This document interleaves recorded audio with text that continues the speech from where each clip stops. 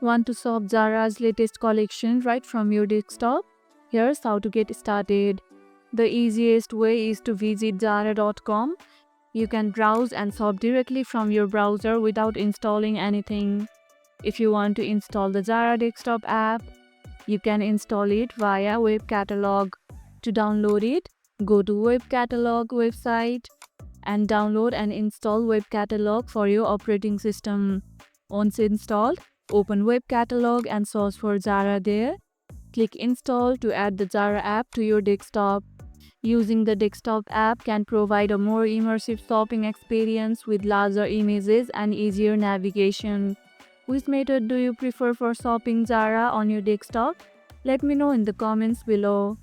And if this video helped, hit the like button, share it, subscribe and leave a comment. Thanks for watching and I'll see you in the next one.